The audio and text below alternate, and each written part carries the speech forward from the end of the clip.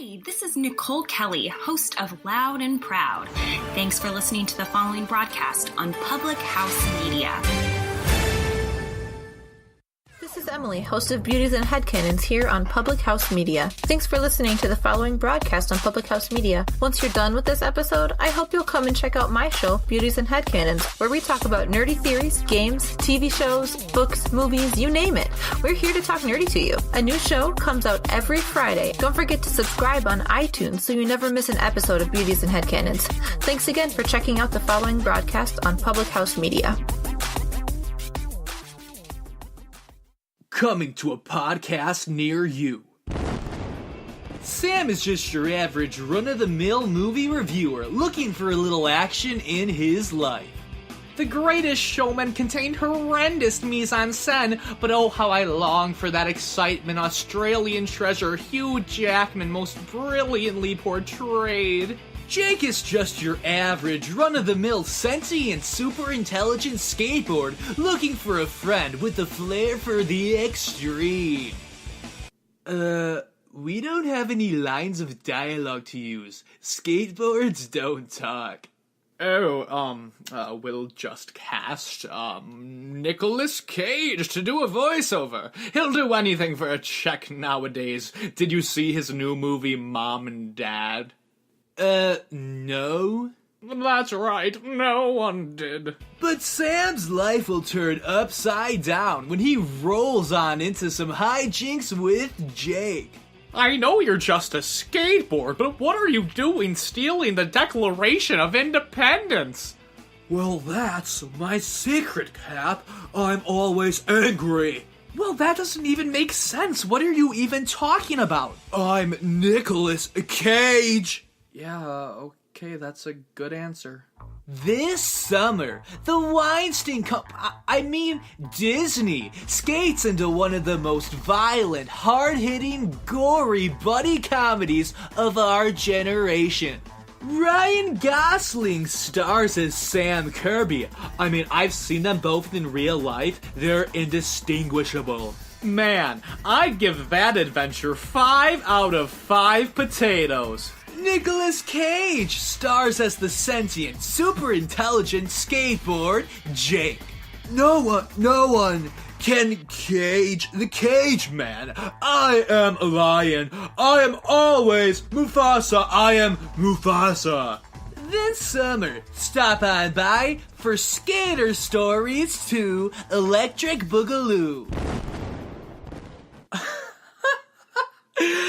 My lord, that was terrible. It was complete baloney. Who would even want to see that movie? Okay, me, but really, trailers have taken over movie marketing. The anticipation for movie trailers nearly equals the movies themselves. 10-second spots are released advertising the 2-minute trailers for upcoming blockbusters. It seems like a bit much, but if I'm being honest, I love trailer culture. I firmly believe that the Oscars should have a best trailer category. They can be artistically crafted, epic, or just utilize great sound and editing techniques. I make it a point to watch new trailers with my dad for movies that we're excited for. Sometimes the trailer is better than the movie itself. One film franchise that hasn't adhered to conventional marketing tactics is Cloverfield. The first film, a surprise found footage hit with a mysterious trailer, just dropped. Out of nowhere. There was an incredible amount of intrigue surrounding the monster flick. The quasi-sequel 10 Cloverfield Lane used a similar tactic, releasing another excellently secretive trailer, then dropping the film a month later. The sequel was an isolated, suspenseful thriller, which became one of my favorites of 2016. There had been talk of a Cloverfield 3, but before the Super Bowl, not much had been known about the third film.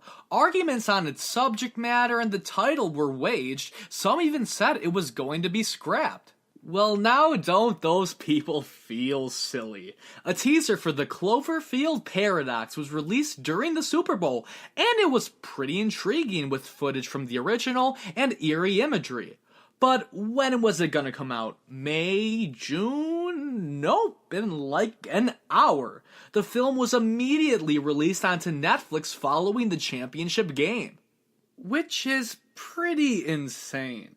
Though a unique marketing strategy once again, this raised some suspicions. Why would the studio release it on a streaming service immediately and deny audiences the ability to pay $15 for a ticket after the announcement has marinated? Are they not confident with it? Does the film not live up to the series' predecessors and amazing trailers? Or is it a hidden gem? That's what we find out today. Let's kick it, Nick Cage. Nick Cage. Nick Cage. Nick Cage. What if, outside of movies, Nicolas Cage could only say his name, like a Pokemon would? Why am I like this? Why am I so obsessed with Nicolas Cage? Oh, hi everyone, and welcome to the latest episode of Cinema Stories, where we talk the latest movie and TV news and reviews. This week we discuss the latest entry into the science fiction horror thingy film series Cloverfield. Thank you guys for tuning in and for the really positive response I got from my last episode on Narcos. If you answered my question I posed on social media, I'll be sure to mention your awesome viewpoints and suggestions at the end of the episode, so stay tuned for that. If you like cinema stories, me, movies, TV, books, Nick Cage, I don't know, play and share and download. It helps me so much. I will be your super special awesome best friend. Sam, you cannot promise an intimate friendship on your podcast to maximize your success if you know you won't be able to fulfill that relationship with support and proper communication. Shut up, Nick Cage, you're not my therapist. Go back to Ghost Rider's Spirit of Vengeance. Oh, okay. You're crying. Okay, yeah, great. That's a great look. Yeah, way to be. Keep it up. It's a great look for you, Nick. Anyways, check out the other great content on Public House Media and listen to Cinema Stories bi-monthly on Tuesdays. That being said, let's space out with the Cloverfield Paradox. Now, I think anyone, me, you, Nicolas Cage, I have no idea why I keep using him. He has nothing to do with this movie. Anyone can analyze a movie by reviewing 5 key aspects of filmmaking: plot, direction and cinematography, character, and performance. The plot of The Cloverfield Paradox follows astronaut Hamilton and the crew of the Cloverfield space station due to the truly unsavory fact that their world is running out of energy sources. The team of astronauts test a particle accelerator to find a new source of energy. But something goes wrong. No! The situation is technically a spoiler, so I'll try to avoid the specifics of it. But due to one test, a lot of weird stuff starts to happen on board the station and on Earth. It is up to the Cloverfield team to find out what is wrong, save the world, and maybe learn something about themselves. And this movie is not good. And I'm bummed. I'm really bummed. Now, the plot isn't too terrible. There are a lot of interesting ideas being presented here. The mystery of what exactly is happening is intriguing. There's a lot of strange events and imagery presented that makes you question what's going on. Unfortunately, it doesn't present them in an effective way. There's barely any payoff for the situations being set up. We don't much care for what's happening at first, which we'll talk about later. Then when unsettling, zany instances start occurring, we don't get a firm resolution on why this certain event took place or why we should care for that matter. On face value, the plot is interesting, but the way it wraps up is very muddled and sloppy. Let's say there's a beautifully big burrito. It has a couple of amazing ingredients inside. Healthy vegetables, the main character, tasty cheese, intrigue of situations being set up, but they're wrapped in flimsy paper of a plot instead of a savory tortilla. Savory tortilla. Savory tortilla. No one wants flimsy paper for a tortilla. I have no idea where that analogy went. If you couldn't tell, I'm very hungry while writing this. It has solid ingredients, but the plot is tied together so poorly, things start to leak out, and it's a bit of a mess. It's disappointing that the first two films, though they're not flawless, had great ingredients and a decent structure to bout. The film is directed mediocrely. Now, getting through some positives, the director does make you somewhat care for the lead. Sometimes there are suspenseful moments that gleam through because of the direction. That was it? Okay, let's go. Get him, young mullah, baby! I have no idea what I'm even doing. Okay, since the plot is muddled, you barely feel any building suspense throughout. Even if the script is bad, a good director can push through and at least make us sweat, make us feel connected with what's going on. Not here. Julius Onah directed this film. He hasn't done much, some independent work, and it kind of shows here.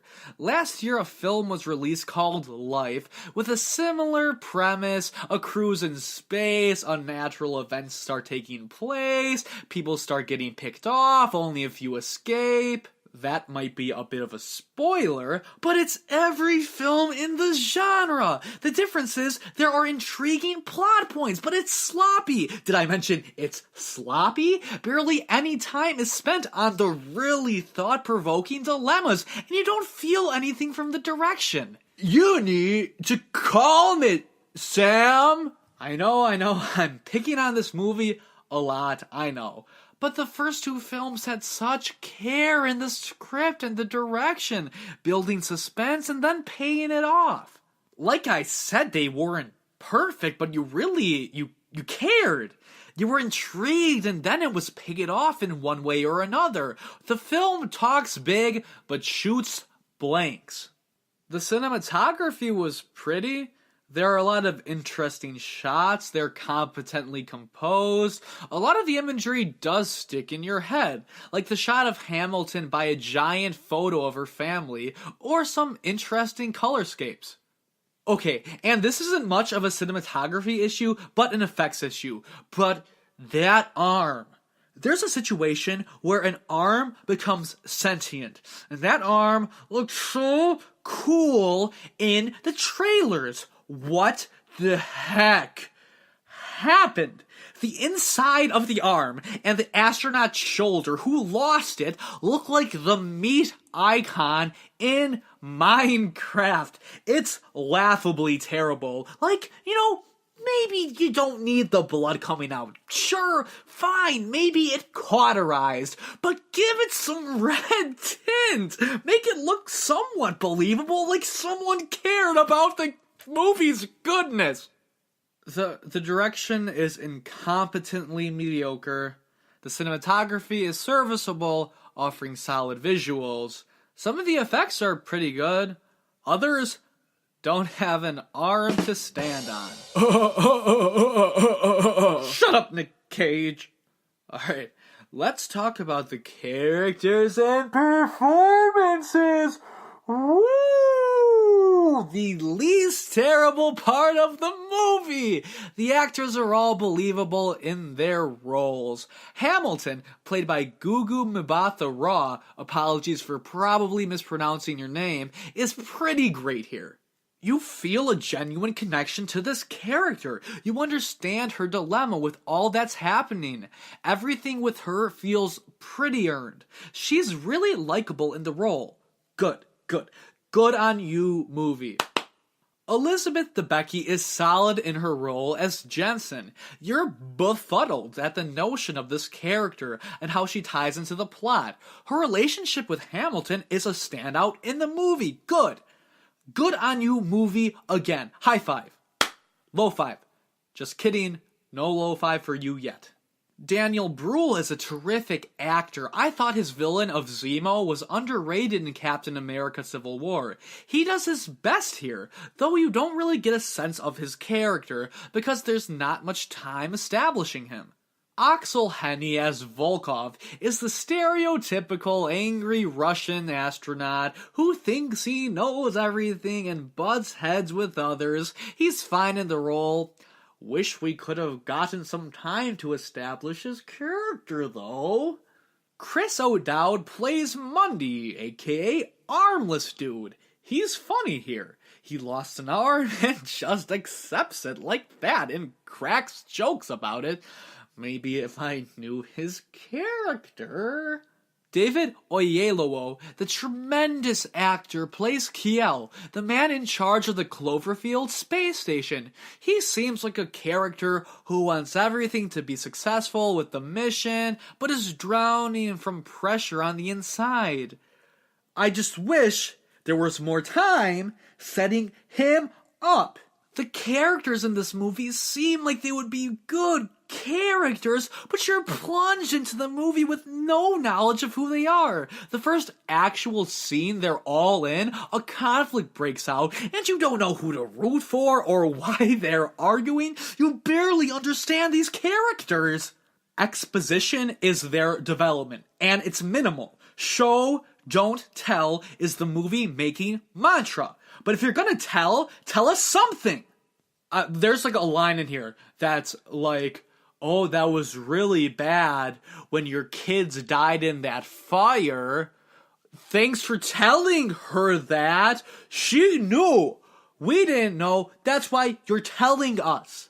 Two of the characters are good. All of the characters have incredible actors portraying them. The characters are barely fleshed out. We feel no connection with them. Having just Hamilton to grasp onto and the gobbledygook of what's happening, and she disappears for like an act. Okay, let me rant. The Cloverfield movies had this dark sci-fi anthology thing going for it. Each of the movies were different but strong work in their own right. The movie fails to connect them together. There's no coherence in the way they're trying to tie them together. Anyone could make up a random theory of how these movies are tied together, and it would probably be right. There's no clear distinction, and I like ambiguous movies that make you think, but it just throws stuff at the wall hoping it will stick. No thought was put into making it solidly connect to the other films.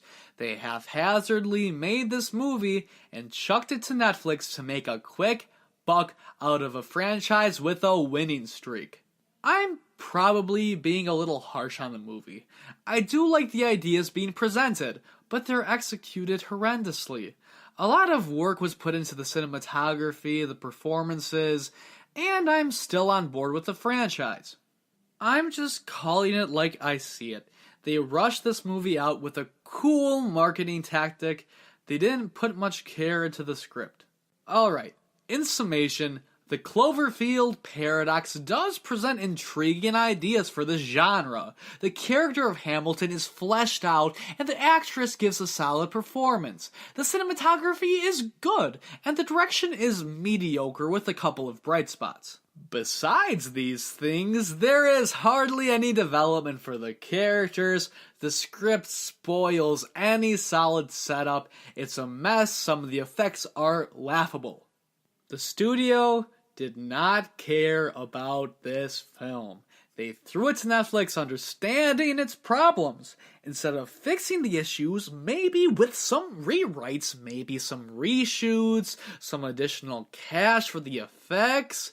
No, they threw it to Netflix, and they threw it to the dogs. The Cloverfield Paradox gets 1.9 out of 5. Like I said, I'm probably being too harsh here. I just see the movie and I see what it stands for. I see the studio throwing out a potential first cut of a film just to make a buck back, undermining the work of the filmmakers put into it. And I have been looking forward to this movie since 10 Cloverfield Lane, man. Probably the worst movie I've had to review on the show so far. Not a great way to start the year of movies. That being said, it's my opinion. I'm sure there are a lot of people who dig the cool setups and moments in the flick. It didn't work for me, but that doesn't mean it won't work for you. That's what's truly gorgeous about art. Film is subjective. Go out and love what you love, watch what you want to watch. Let me know what you thought of the movie. Message, comment, let me know. Alright, it's time. It's time for a new segment on the show. Hit the music, Sam. Okay, Sam, sure thing. It's time for feedback. This is the part of our show where I reply to social media messages from you guys concerning questions or thoughts I put out from last week. Last week, I got a lot of positive feedback on my Narcos review. Thank you to everyone who messaged me, downloaded, or just listened. Last week I asked about popular TV series that you guys have seen, one that maybe I may have to take a look at in the near future. One of my awesomely talented high school friends from high school, Delaney, commented, House of Cards. It's about the evil that goes on in DC. It really leaves the viewer questioning whether or not this is actually happening in our own country. Amazing, thought-provoking, and entertaining series. Yeah, I hear amazing things about House of Cards. It's really what got Netflix original series on the map. Now, I may be wrong, and I'm not sure who, but I heard a rumor that an actual politician was asked if anything about the show was true, and the politician said this: "It's that, but even worse." What? That's insane. I haven't seen the show. I know in the first scene, the main character kills a dog, so yeah, that's pretty bad. I like the idea of kind of giving people a fictional, maybe not so fictional, representation of what happens in our government. Will it affect the viewing pleasure because the lead is Kevin Spacey? Maybe a little bit, but I subscribe to the notion that you should separate the art from the artist. So many people have worked on that show, and for viewers to abstain from it because the lead has done disgusting, vile things and uses it as a platform to come out, Spacey is surrounded by backlash on all sides, rightfully so, but we shouldn't discount the work of all those other talented people. But really, that's a great thought, Delaney. Thank you for the comment. I'll have to check it out and definitely review it one day. It may be a while considering how long it is to review an entire series, as well as keep up with other media, but it's definitely on the list. Thanks a ton for the comment, Delaney. Thomas and Rebecca Jung both commented Game of Thrones, and oh boy, if there's one series that a ton of people have recommended to me, it's Game of Thrones. I hear great things about the story, that the build-up is incredible, that it's better than Breaking Bad. A new challenge! Alright, that's big talk. It seems like a series that takes a lot of investment. It's probably the top of my list, and I'll be happy to check it out and review it. Thanks Tom and Rebecca for the comments. Again, guys, thank you so much for messaging me. I love opening the discussion up. My favorite thing to do is talk movies, but I love hearing other people's opinions as well. At the end of the show, I'll post my question for next week, so stay tuned. But this has been our first segment of Hit the Music, Sam. Stop, you're working me like a mule. Feedback. Now it's time for today's Cinema Stories, the segment of our show where we talk the latest movie and TV news in the entertainment industry.